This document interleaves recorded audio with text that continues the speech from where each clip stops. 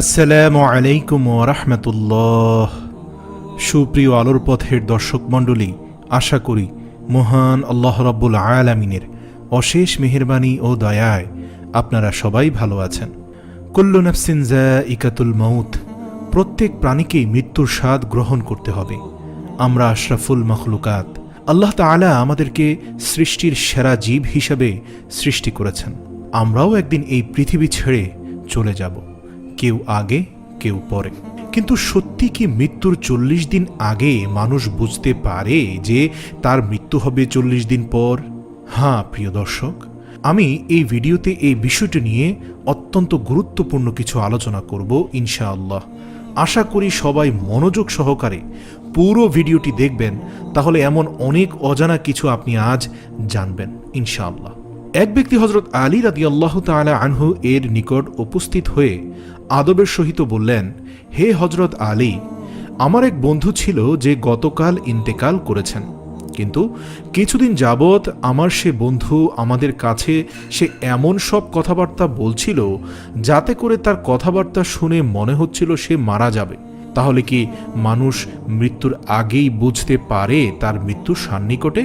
এই কথা বলার পর হযরত আলী রাদিয়াল্লাহু লোকটিকে বললেন, হে আল্লাহর বান্দা, মনে রেখো, আল্লাহ তাআলা আলমে মালাকুত, আলমে আরওয়াহ এর মাঝামাঝি স্থানে সমস্ত সৃষ্টি মানব জাতির জন্য মালাকুর রয়াহ রেখেছেন, যেটা মানুষের জন্য আগত সমস্ত বিপদ আপদ বালা মুসিবত সম্পর্কে আগে থেকেই মানুষকে সতর্ক করে জানিয়ে দেয়।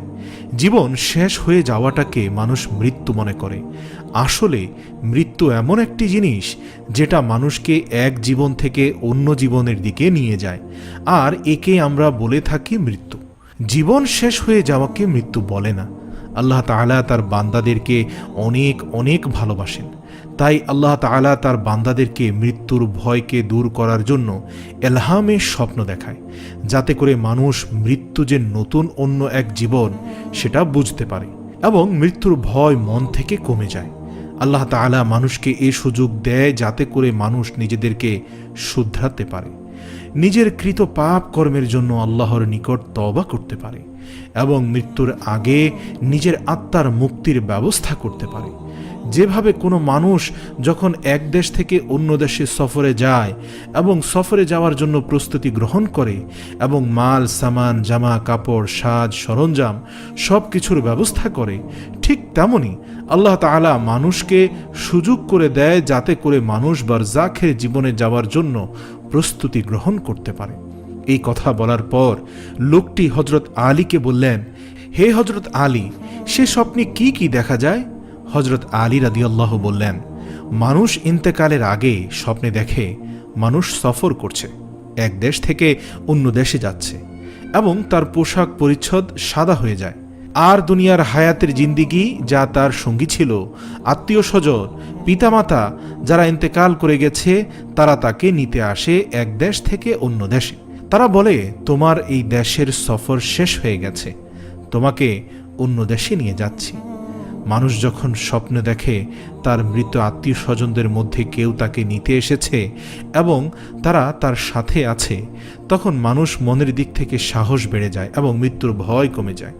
এ কথা শোনার পর হযরত আলী রাদিয়াল্লাহুকে লোকটি বললেন, হে হযরত আলী, যদি কেউ এই ধরনের স্বপ্ন দেখে তাহলে সে কিভাবে বুঝবে যে এই স্বপ্ন এলহামি ছিল নাকি শয়তানের পক্ষ থেকে ছিল?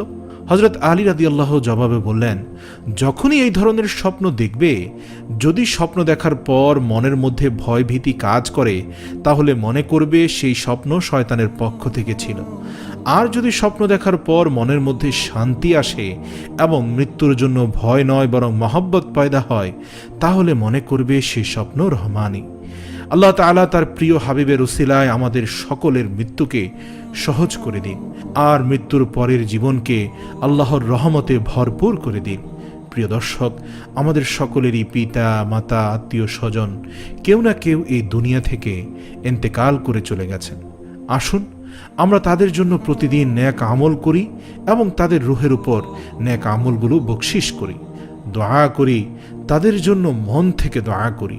সবাই ভালো থাকবেন আর সব সময় আল্লাহ তাআলার শুকরিয়া আদায় করবেন। ওমা তৌফিক ইল্লা বিল্লাহ। আমাদের ভিডিওগুলো ভালো লাগলে আমাদের পেজে লাইক দিতে পারেন এবং আমাদের ইউটিউব চ্যানেল সাবস্ক্রাইব করতে পারেন।